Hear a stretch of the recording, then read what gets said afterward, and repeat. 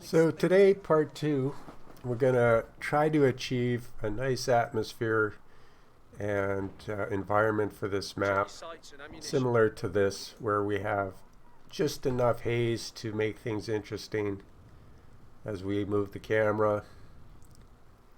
The light is at an amount of light where you can see the soldiers, you can see detail on the soldiers, so they're receiving some light. But it's dark enough that when a tank explodes in the distance, it lights up and you can see the fireball nicely. The worst thing you can do with CGI is zoom in too close and have too much direct light on your textures, which makes things just look terrible. So what you want to do is light your scene for the most realism, and so that your effects and all your gameplay work together nicely. You need to be able to see your soldiers, some detail on the soldiers. You don't just want your soldiers in a black shadow. A little bit of lightning and thunder helps for some immersion. You may even add some little bit of rain.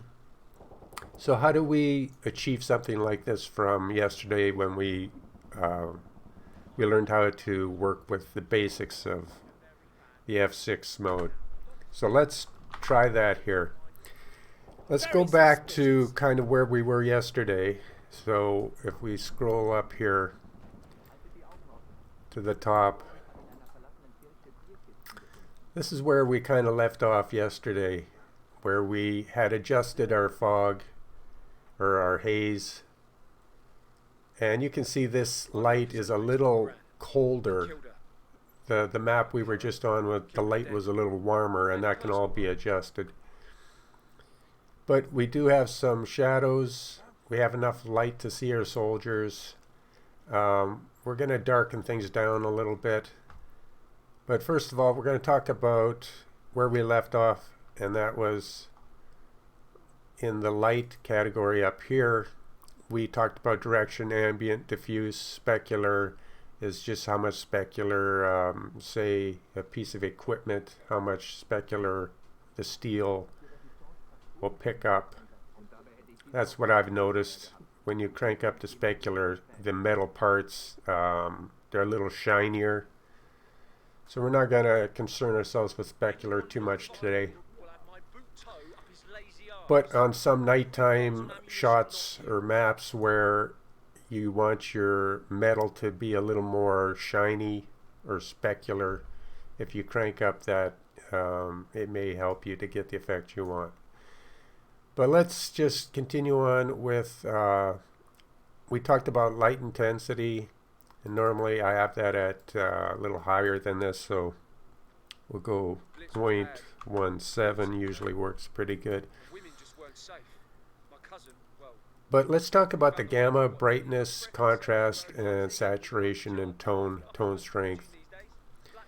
First of all, gamma is how dark and bright the actual environment will get. Brightness is also in the same category, but works a little bit differently. The contrast is the most important thing you want to look at, and that is how much definition you'll get in your textures and models, which is very important and probably the number one thing I noticed as helping. Because as an example, if I turn the contrast down to say 0.7, not 1.7.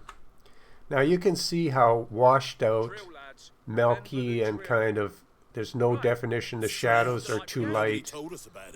It doesn't have enough contrast, obviously. So you want to balance your brightness and your contrast out, and saturation, so that you have a nice, rich, realistic environment. And normally I'll go 1.1 to start on contrast, so 1.1 on the contrast. All right, and saturation, I usually bump that up to at least 1.1, so we'll do the same there. A little extra saturation helps, but not too much.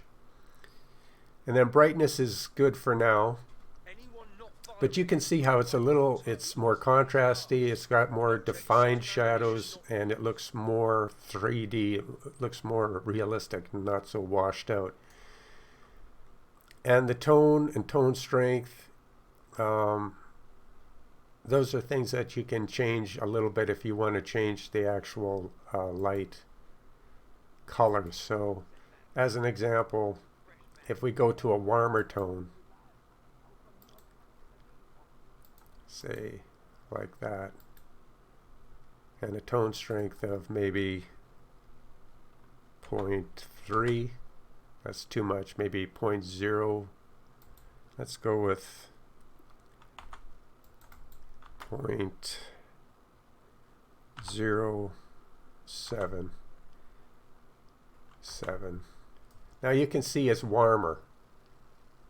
If I was to go back, you would see instantly that it's colder, or you could make it colder. So let's go to the tone color and make it a colder, and you can see instantly it's getting colder, like autumn. Strange. So that's how you change the feeling of your map, the color tones. If you're going to do a desert map, obviously you would go to a warm color of sand, sun, and that hazy desert kind of look. If you're going to do a cold Bastogne kind of winter scene, you want to go into the blues for a colder color temperature. But for today, we'll go kind of, sometimes greens give you another look too. The purples not so much, but sometimes that can work. Reds. So, but for today, we'll stick with a little bit on the warm side here. Alright, so we've warmed things up a little bit with the tones. We've added a little saturation, some contrast. It's still too bright for my liking because CGI doesn't like bright light shining on it. If the most you can lower the light, the better, and still achieve what you want, and to be able to see your soldiers and what they're carrying.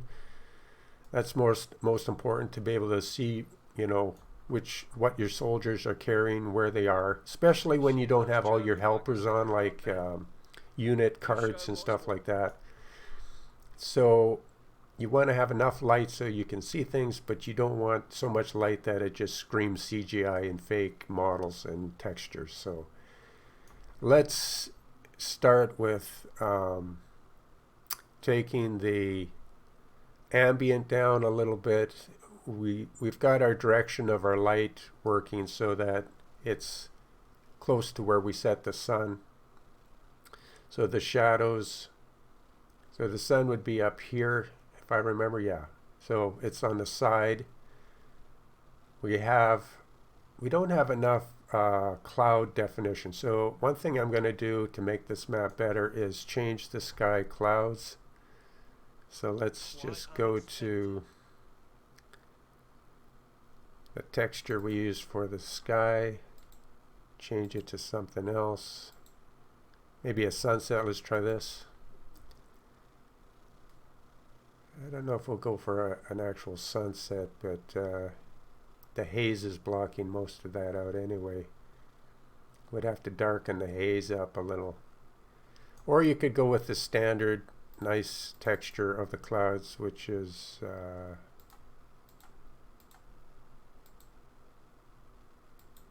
this one. This is, I would say, the best one in the editor because it has strong cloud definition. It gives a place for the sun to shine through.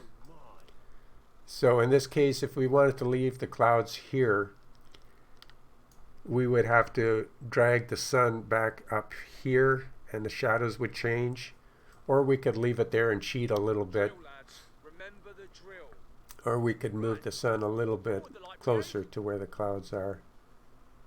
So I think what we're going to do here is, and the sky texture is a little bit bright, so we can change that here under the sky tab, the intensity down to maybe 0.4. Tone it down a little bit. Quite unexpected. And I don't ever want to see anything like Dunkirk again, ever. the haze is too bright.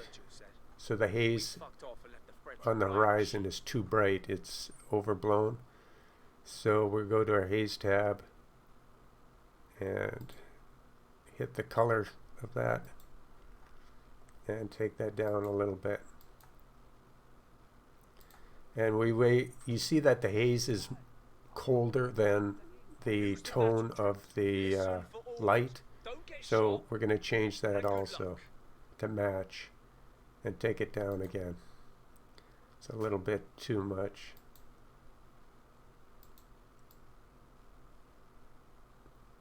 Maybe you have to be very careful with this eyedropper. So I'd say about maybe there for my liking. Of course, you can do as you please. So now the overall light of the haze is less. We've adjusted the sky to be overall a little less bright, and we've brought in some more nicer cloud definition. We left the actual sun rays where they are. We can turn off draw sun and moon now, so we no longer need to know exactly where the sun direction is coming from. And now overall we have a fairly nice scene. I am going to increase the haze amount a little bit, just to give a little bit more atmosphere now that we toned it down in strength. The end will go maybe from 12,000 to 9,000. So that's brought in a little bit more haze, slightly more haze in the mid part here of our map. We might even add a little bit more. That's looking pretty realistic. I'm liking that. And now we can go to Ambient and Diffuse and click on that box and bring that down a little bit. Still a little too bright for my liking. So now explosions and light effects, fires will actually look better because it's dark enough for fire to really kind of glow. So we want to be able to see those explosions nicely. So let's try that. Diffuse, same thing. Try to bring it down a little bit. Sometimes you can go too far, then bring it back. I know it's not like a trip to Southend, but did I say they could spoil my holes? I bloody did not. Strange. Nobody told us about it. I think we'll try that. Now we're getting pretty close to the lighting we want for this map, which is kind of a sunset, kind of just before sunset, where it's still fairly light. Firelight buggery, he said. So And kind of liking that overall for now. So I get the glass. The wind really isn't a factor yet. As you see, these trees aren't moving. And the reason I like to add wind is because if you look at the smoke coming out of the chimney here, there's a little bit of white smoke coming off this chimney every once in a while here. Killed her. And a parrot. Killed But her dead. if you see the next puff of smoke, you'll see it's going pretty much straight up. I like to add some wind speed Nobody told us about and amplitude, because when there's an explosion, it will blow the smoke across the map instead of just being straight up like a chimney. I find when you have wind that kind of blows across the battlefield, it really adds a nice effect. So we'll add a little bit of wind here. So we'll go maybe a speed of 1. We'll leave it at that for now. And Bloody amazing. we need some smokestacks or something to see how that's, maybe these over here. So you can see that it's blowing a little bit to the side now instead of straight up. So it's just a little bit of wind, and you can see the trees are starting to sway. So that will blow some of the smoke and debris across the map, and it gives a nicer effect. And the more you turn up your speed and amplitude a little bit, the more it will blow across the battlefield. And you can also add some special effects of where you can plant some fog and smoke generators on the side of your map, and it will actually blow fog and smoke across your map. And if you match that with a really deep haze, cloudy and moody haze and lighting, you end up with a battlefield. It looks like it's covered in smoke and debris, and so you can go all the way that direction also. But we've just added a little bit of the wind effects here. I think in the next chapter, in the next part, we will get into more of the weather, how we control the lightning effects, and how many times lightning strikes, and changing the thunder sounds, adding environment sounds, the video overlay, which adds a little bit. We'll talk about that. It's a little tricky little gimmick where you can add a little fake smoke on top as a layer that overlays your video. Grain I usually turn off, depending. That just adds a little bit of film grain.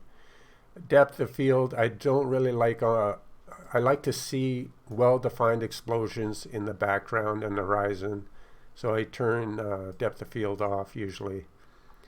And the glow amount standard is 0.5, so that's a good way to start with that. But so in the next section, we'll get into environment sound. We'll attack, the sound of our environment. So stay tuned for that.